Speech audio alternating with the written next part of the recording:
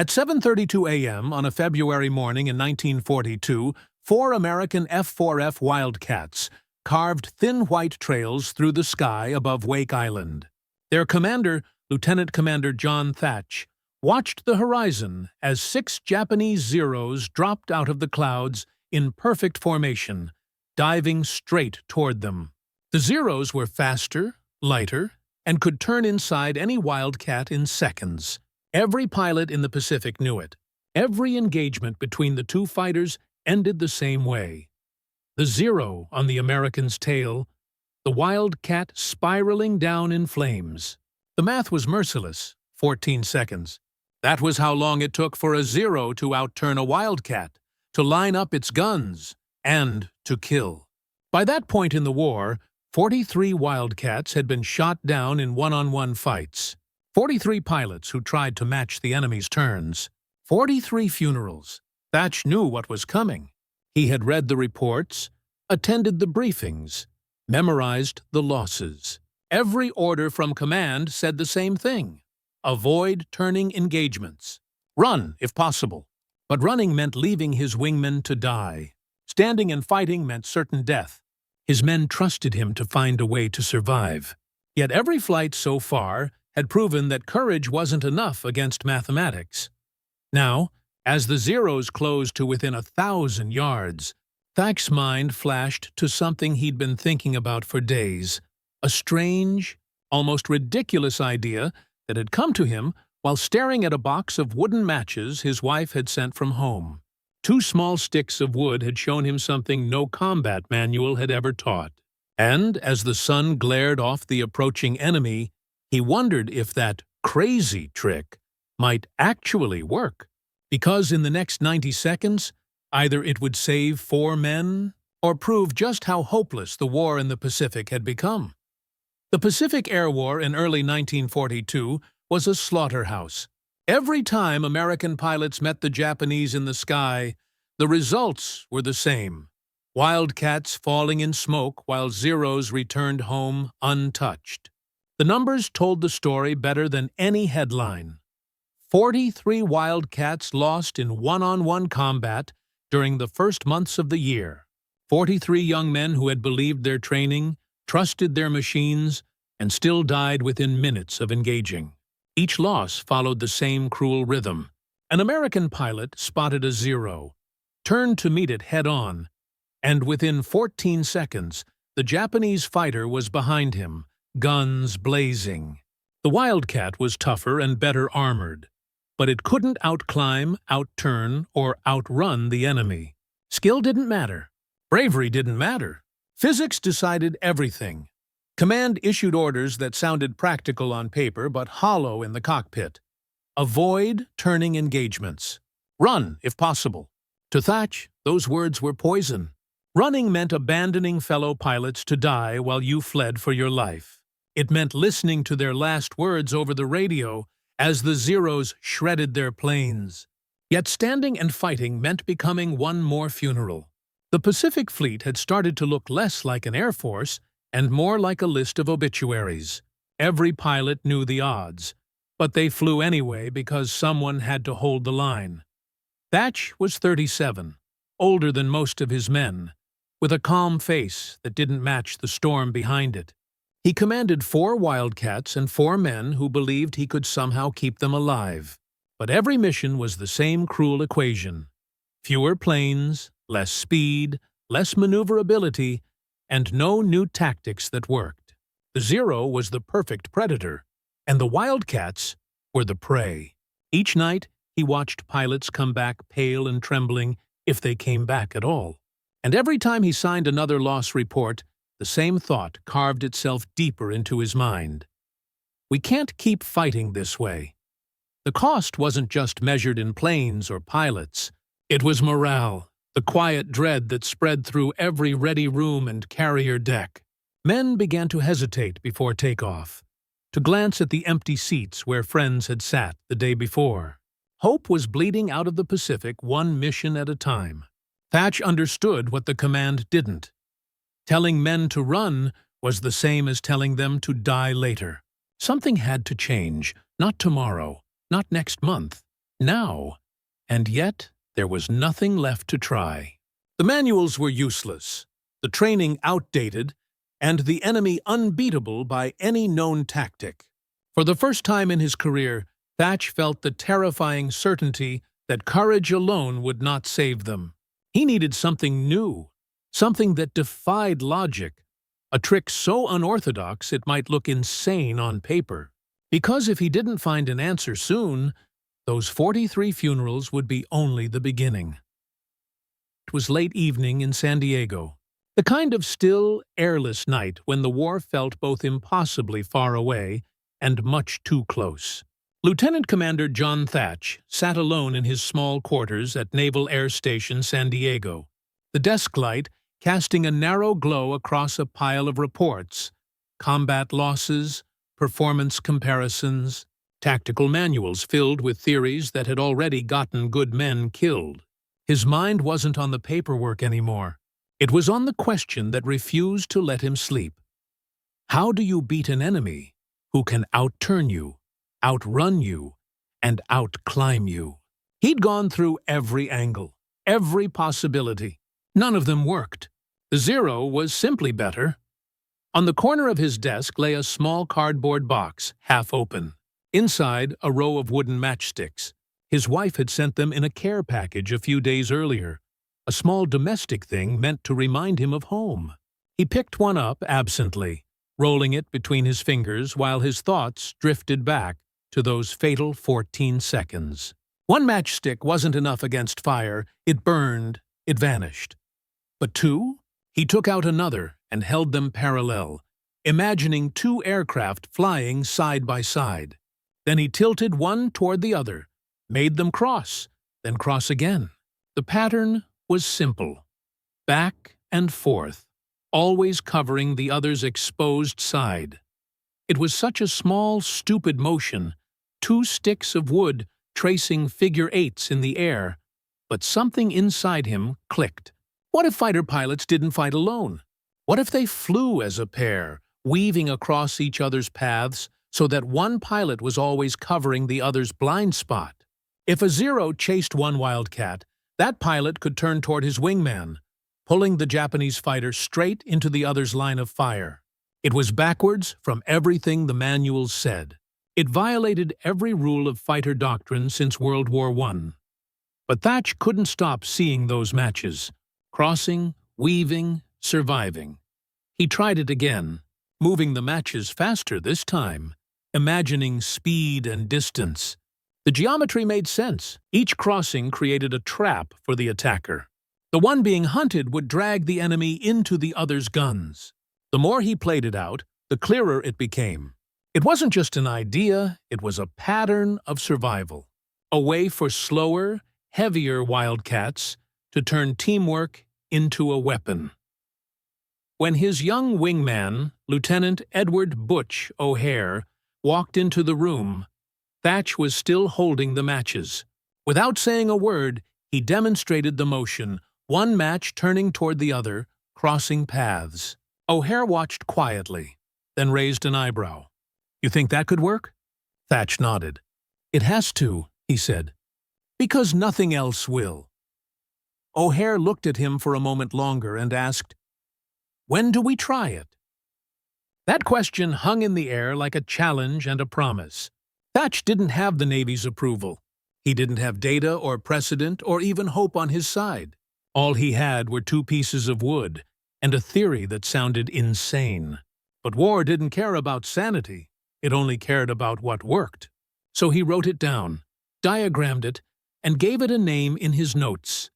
The Weave. It was a simple word for something that could change everything. As the lamp flickered and the room fell silent again, Thach stared at the matches on his desk. Two sticks of wood lying side by side, fragile, unremarkable. But together, they made something stronger.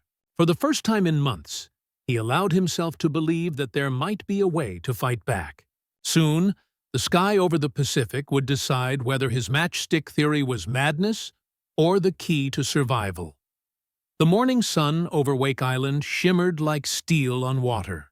High above the Pacific, 4 Wildcats cut through thin layers of cloud, engines humming in steady rhythm. Lieutenant Commander John Thach led the formation, his eyes sweeping the horizon. It was supposed to be a routine patrol, but nothing about the war ever stayed routine. The radio crackled enemy contact. 6 Zeros inbound from the east, diving fast. Thach's pulse quickened, not from fear, but from the weight of what he was about to try. This was the moment. No simulations, no theory. Just sky, speed, and seconds. The Zeros came screaming down from 11,000 feet, their white wings glittering in the sun. Every instinct in Thach's body told him to break formation, to turn and fight individually as the manuals dictated. But that doctrine had already killed too many men. He keyed his radio, voice sharp and calm. Bassett on me. Weave pattern. Execute on my mark. His wingman, Lieutenant Junior Grade Edward Bassett, was 800 feet off his right side. 2 more pilots, Ensigns Daniel Sheedy and Edgar Coulson, flew 1,000 feet beyond them. 4 Wildcats in a loose line, facing 6 enemy Zeros that could outfly every one of them. "Mark!" Thach called. Instantly, Bassett turned hard left toward him.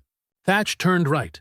The 2 Wildcats barreled toward each other, wings flashing, closing distance fast. Any Japanese pilot watching must have thought the Americans had lost control, colliding in panic. But at 400 yards, Thach and Bassett banked in opposite directions, crossing with barely 200 feet of space between them. Then they kept turning, coming back around to cross again. From above, their paths formed a figure 8, a weave of motion and precision. The lead Zero picked Bassett as its prey and dropped in behind him, cannon ports glowing.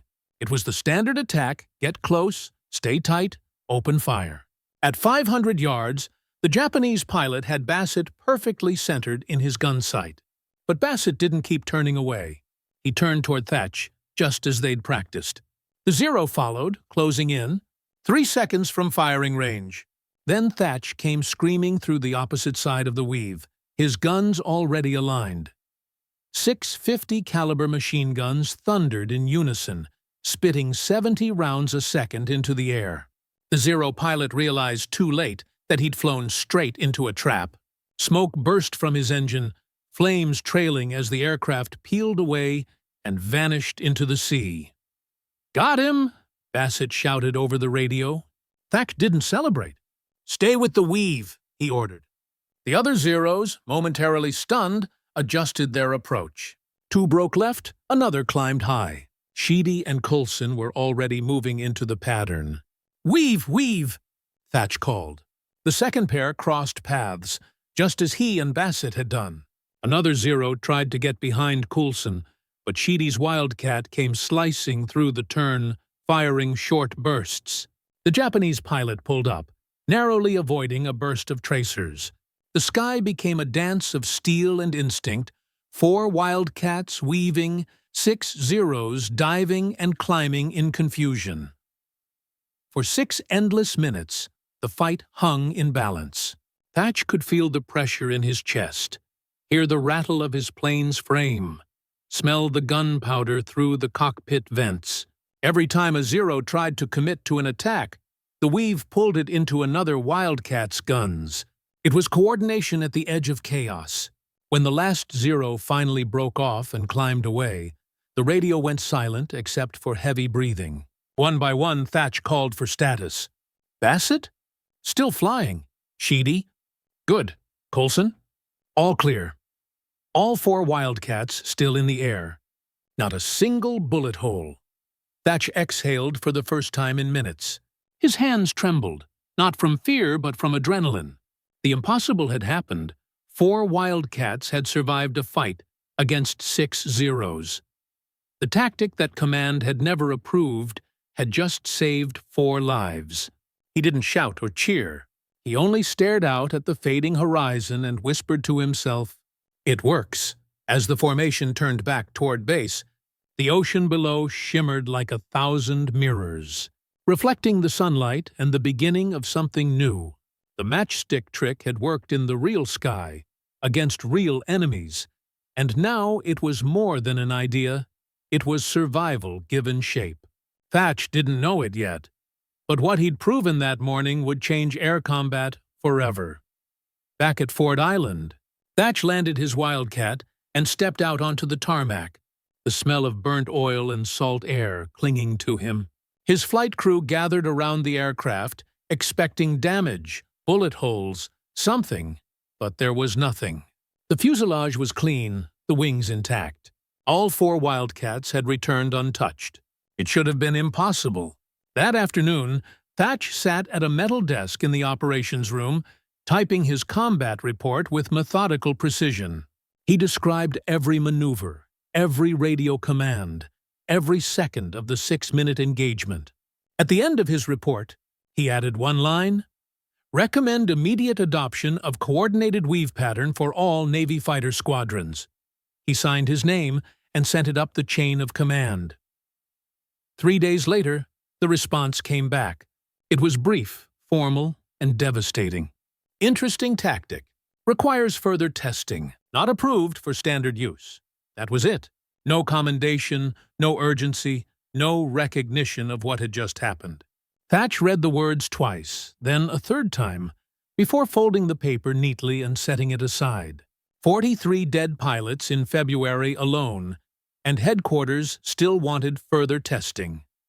He could almost hear the bureaucratic calm behind those words. "We'll evaluate later. We'll revisit next quarter."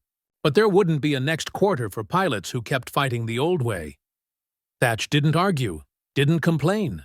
He simply decided that waiting for approval meant waiting for more funerals. If command wouldn't teach the weave, he would. Over the next few weeks, he gathered every pilot he could find who would listen. Young men barely out of training, hardened veterans who'd already seen too many friends go down in flames. He showed them the matches. 2 small pieces of wood, crossing back and forth. At first they laughed. "You're serious, sir? You learned this from matches?" He didn't smile. "You'll thank me when you're still alive." They practiced in the air, hour after hour over the California coast. The weave looked clumsy at first, planes turning toward each other at terrifying speeds, near misses that left ground crews holding their breath. It took nerves of steel to trust that your wingman wouldn't collide with you. But slowly, the pattern began to flow. The figure 8 became instinct. The fear turned into rhythm. Thach drilled them in the mornings, afternoons, and even at night under the moonlight when visibility was low. "If you can do it blind," he told them, "you can do it in combat." Some commanders dismissed him outright. "You'll get men killed flying like that," one said. "It violates every rule we've got." Thach didn't bother arguing anymore. The rules weren't saving anyone. He'd seen enough of what obedience looked like. It looked like empty bunks and folded flags. So he kept teaching in defiance of orders, passing the weave to anyone willing to learn, even from other squadrons.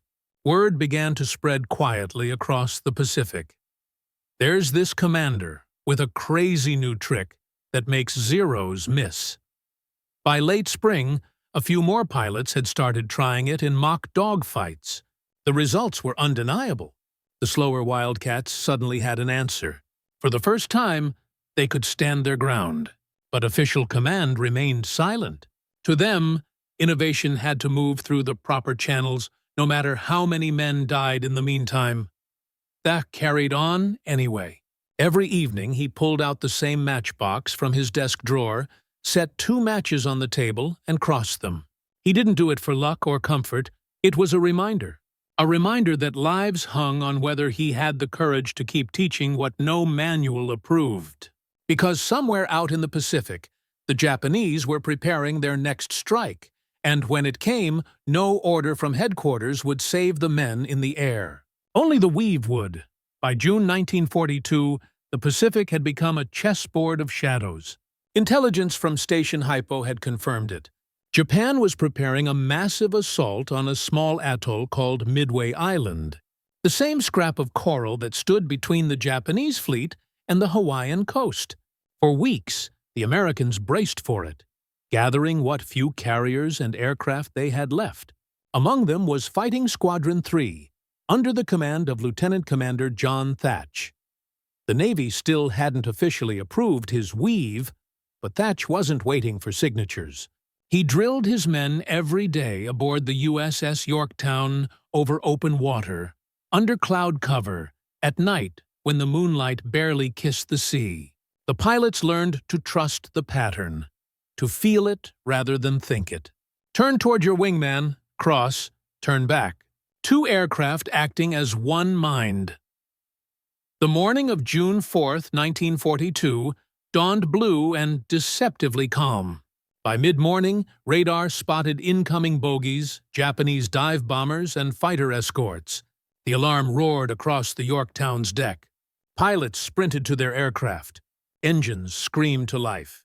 As Thach's wheels lifted from the carrier deck, he looked down at the rolling blue below and thought of all the training, all the practice, all the disbelief from command. None of that mattered now. What mattered was that he had 7 men behind him who trusted him to keep them alive.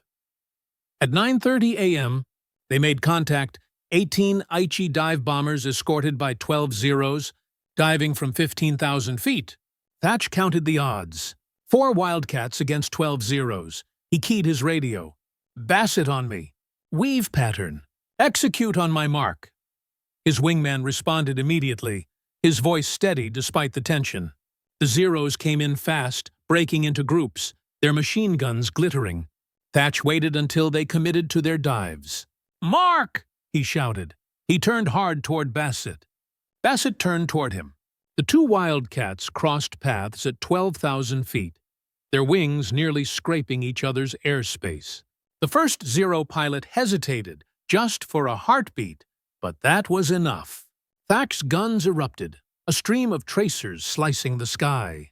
The Japanese fighter burst into smoke, spiraling downward. It was Thach's first confirmed kill against a Zero, but there was no time to celebrate. 2 more Zeros came in from above, splitting their approach. 1 high, 1 low. They'd seen the Weave, understood it, and were trying to outflank it. Thach reacted instantly. He pulled into a climbing turn toward the high Zero, forcing it to overshoot. Bassett dove toward the low one.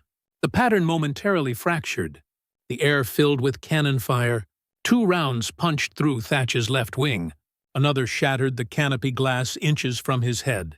The cockpit filled with the acrid scent of cordite. I'm hit! Bassett's voice cracked over the radio. Thach looked left and saw coolant streaming from Bassett's engine, the Zero still hammering him from behind. Without thinking, Thach broke off his climb and dove straight toward Bassett's attacker.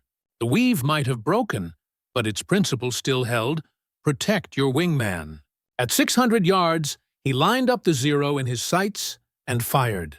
The bullets found their mark.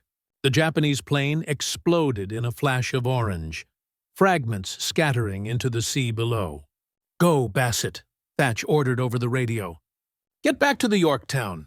You're leaking bad, Bassett acknowledged and turned for home, escorted by 2 other Wildcats. That left Thach alone at 11,000 feet, facing the remaining Zeros. 3 of them turned toward him, climbing fast. Alone, outnumbered, and without a wingman, he had a choice. Run for the carrier and lead them straight to the fleet, or stay and fight. He chose the latter. The first Zero opened fire from 800 yards. Thach jerked right, then immediately reversed left, then right again. The Zero followed every move, always half a second behind, burning speed with every correction. Thach realized something in that moment. The Weave didn't depend on 2 aircraft, it depended on angles. 2 points in space, 2 intersecting paths, even if one pilot had to fly both. He repeated the pattern, sharp, unpredictable reversals that forced the Zero to overshoot, then overcorrect, then lose altitude. After 40 seconds of violent maneuvers, the lead Zero suddenly broke off, its energy spent. The other 2 followed, climbing away to regroup. Alone in the sky, Thach steadied his breathing, his heart pounding. Against impossible odds, he had survived 3 Zeros alone. The Weave had worked, even solo. He landed on the Yorktown 20 minutes later, his aircraft scarred but flying.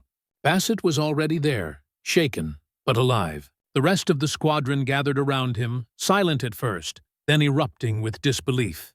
They had all seen it, the impossible fight that shouldn't have been winnable. Word spread across the fleet by nightfall. Pilots whispered it in ready rooms. Mechanics repeated it on deck.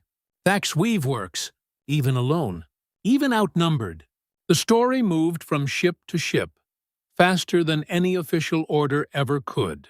Within a day, pilots from other squadrons were asking him to demonstrate the maneuver. He showed them, just like he had shown O'Hare months before, with 2 matches crossed on a table. By the next morning, pairs of Wildcats were practicing the weave over the carriers, tracing figure 8s in the sky as the Pacific shimmered below. Thach watched from the deck, hands folded behind his back, the wind whipping his flight jacket. For the first time in months, he felt something unfamiliar. Hope. The Japanese hadn't been beaten yet, but now the Americans had something they hadn't had before. A fighting chance. The Battle of Midway would go down as the turning point of the Pacific War. But for Thach and his men, the true turning point had already happened that morning in the air above Yorktown. The matchstick trick had proven itself in combat. What had started as a desperate experiment had become the beginning of a revolution in air combat.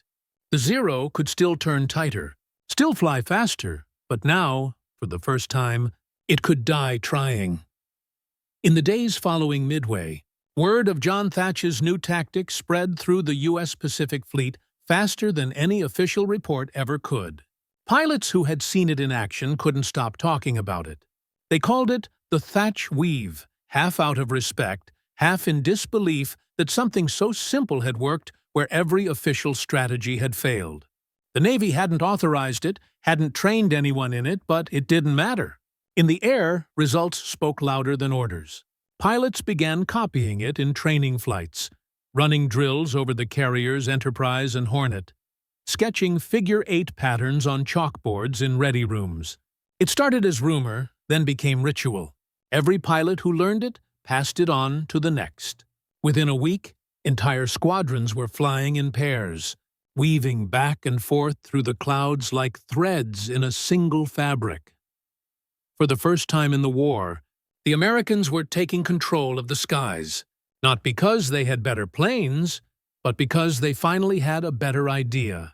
Before the weave, every fight with a Zero had ended the same way. American planes burning in the ocean. After Midway, something changed. The kill ratios began to tilt.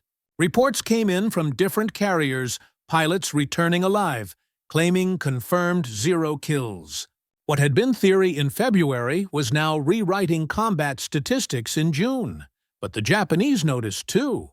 Their pilots were veterans, disciplined and intelligent, and it didn't take long for them to realize that the Americans had changed tactics. At first, they didn't understand what they were seeing. Wildcats crossing paths intentionally, flying almost recklessly close. Then the pattern became clear. 2 planes supporting each other, never giving the Zeros a clean shot. The Japanese began studying the new maneuver, testing counterattacks. On June 23, 1942, over Santa Cruz Island, they tried. 18 Zeros against 8 Wildcats from Thach's squadron. This time, the Japanese didn't dive straight in. They circled high, splitting into 3 groups of 6, attacking from different directions. It was a coordinated trap, a move designed to break the weave by overwhelming it. When the radar first picked them up, Thach immediately recognized the danger. "They've learned," he muttered under his breath. As the 3 groups dove from different angles, confusion rippled through the American pilots. Which group should they turn toward? Which threat came first? For a few seconds, the formation started to break. Thach's voice cut through the radio chaos. "Lock onto your wingman! Ignore the rest. Weave and hold formation." That order snapped them back into rhythm. The pairs reformed, crossing paths just as the first wave of Zeros arrived. The Japanese pilots had expected panic, maybe even mid-air collisions. Instead, they flew into a storm of gunfire. 2 Zeros went down in the first pass, their wings sheared by 50 caliber rounds. The next wave tried to flank from the left. Thach and his wingman turned toward them in unison. Another Zero burst into flames. By the time the final group dove in, the air was filled with debris and tracer fire. The Americans didn't break. The Weave held. 8 minutes later, the Zeros retreated. 5 planes lost. None of the Wildcats shot down. Thach filed his combat report that evening, describing the engagement in detail. Coordinated attack from 3 angles. Weave maintained integrity. Result: 5 enemy destroyed. No friendly losses. He concluded with a simple recommendation. Adopt immediately. No further testing required. This time, his report didn't vanish into a filing cabinet. It landed on the desk of Admiral Chester Nimitz himself.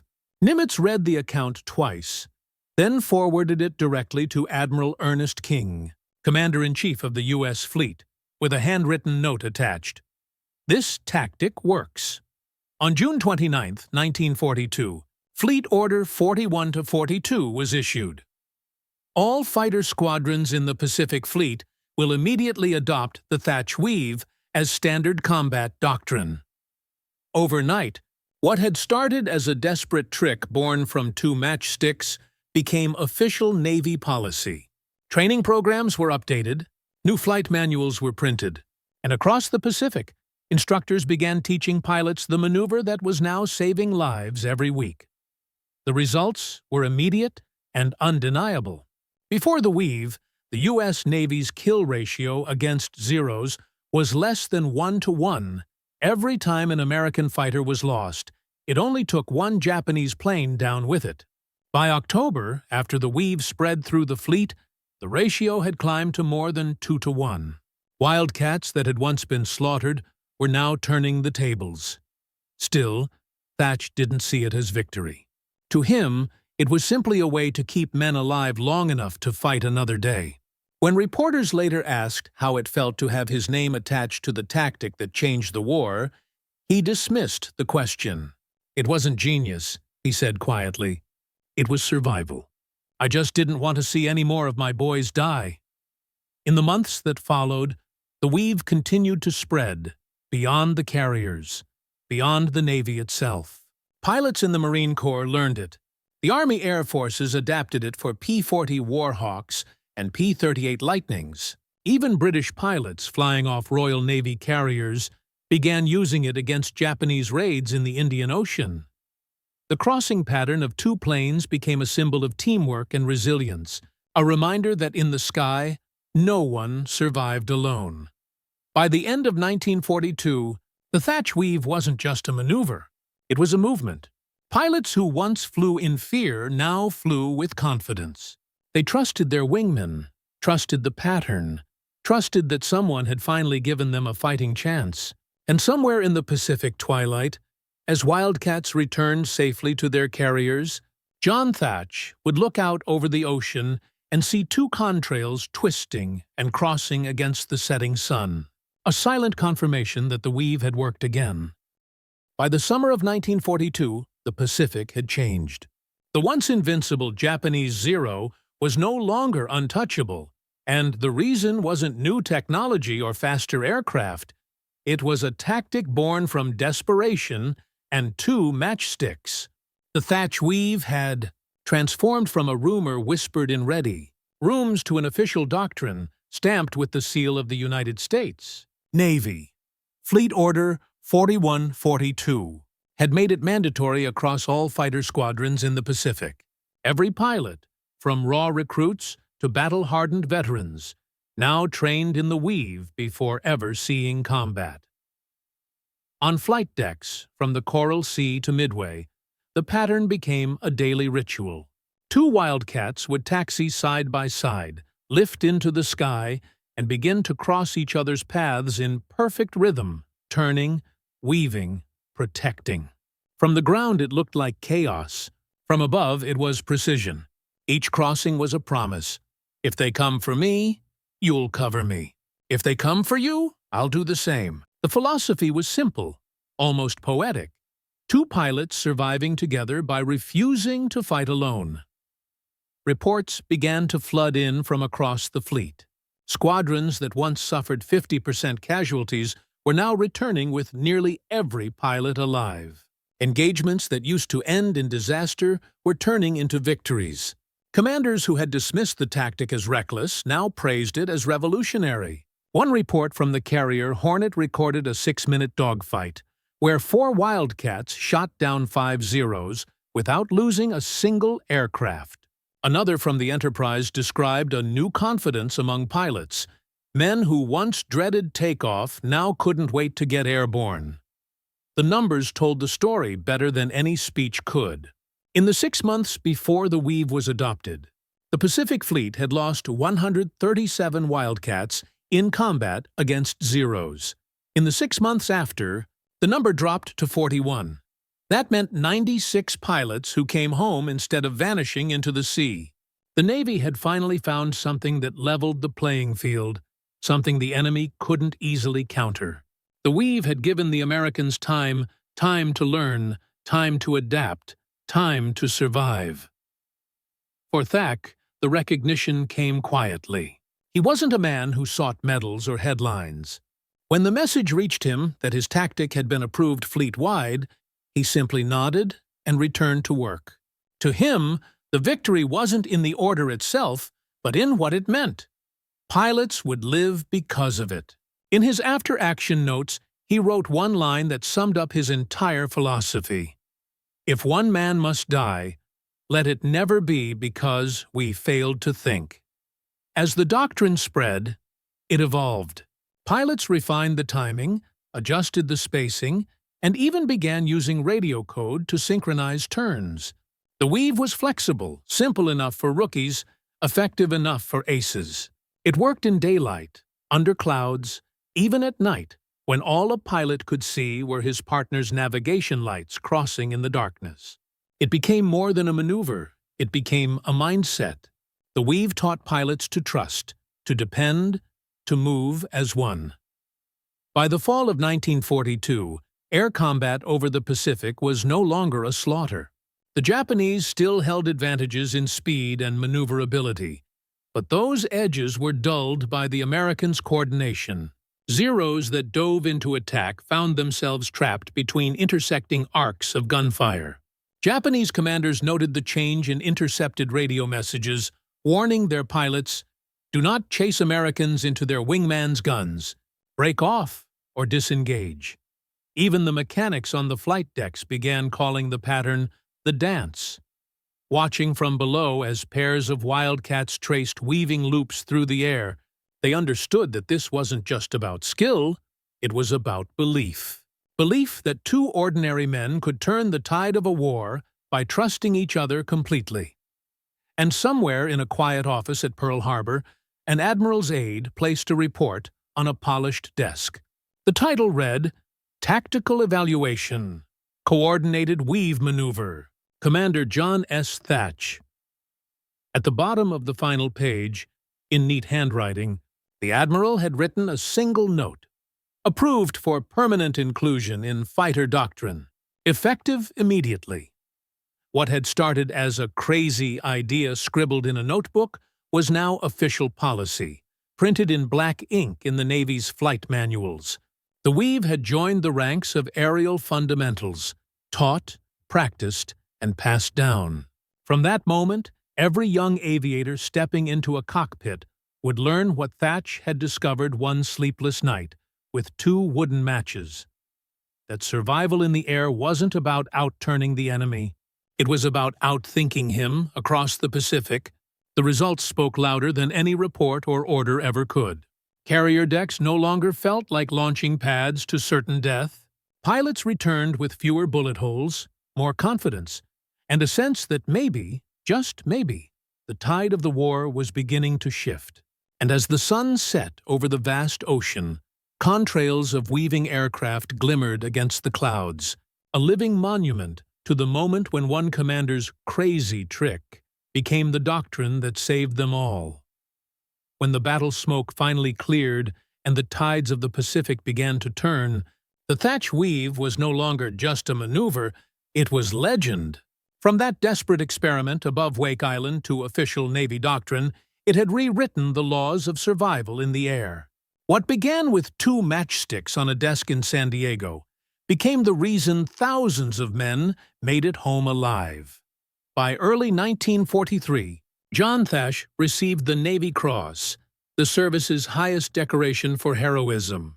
The citation credited him with extraordinary ingenuity and valor in developing tactics that saved numerous American lives. He never spoke much about it. When the medal was pinned to his chest, he simply said, "This belongs to every pilot who came home." To him, the real victory was not a medal. It was the silence of the radio on missions where no one had to call for help.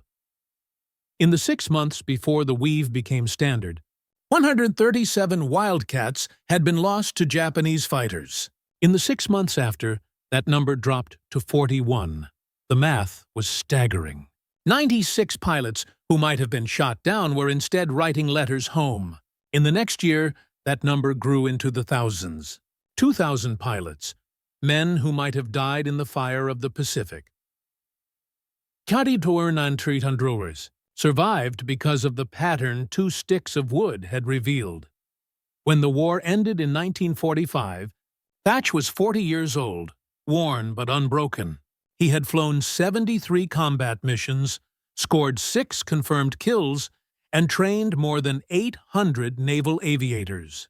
Command transferred him from combat duty to training command, a move he initially resented until he realized what it meant. The Navy wanted him to teach every new pilot the Weave. "You're more valuable as a teacher now than as a shooter," his superior had told him. So Thach taught. For 18 months straight, he drilled young pilots in the air and in classrooms, showing them diagrams, walking them through the geometry of survival, making them fly until the maneuver became second nature. When those pilots went into combat, they lived, and they taught others. By 1944, the Weave had spread beyond the Navy. The Marine Corps used it over island campaigns. The Army Air Forces adapted it for their twin-engine P-38 Lightnings and P-40 Warhawks. Even the British Royal Navy taught it to carrier pilots in the Indian Ocean. The pattern transcended borders because it wasn't about nationality. It was about human instinct. 2 people working together to live. After the war, Thach faced a choice. He could retire, go home, and finally rest. His wife wanted him home, his children barely knew him. But he couldn't walk away from the thing that had defined his life, teaching pilots to survive. He stayed in the Navy, continuing to refine tactics and train new generations of aviators. In 1946, he was promoted to commander, then to captain, and eventually to rear admiral. When war came again in Korea, his students took the Weave into the jet age. F-9F Panthers and F-4U Corsairs now executed the same crossing patterns he had once practiced in slow Wildcats. The geometry didn't change, only the speed did. During Vietnam, it evolved again.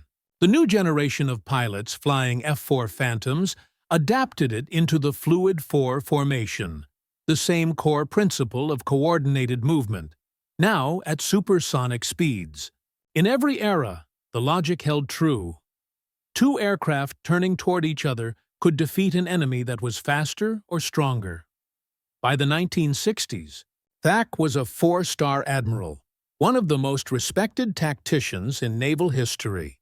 But he never spoke like a hero. When journalists asked him how it felt to have a maneuver named after him, he only shrugged. "It wasn't genius," he said quietly. "It was desperation. I just wanted my boys to come home." He retired from the Navy in 1973 and moved back to San Diego. The house overlooked the ocean, the same ocean that had once carried him to war.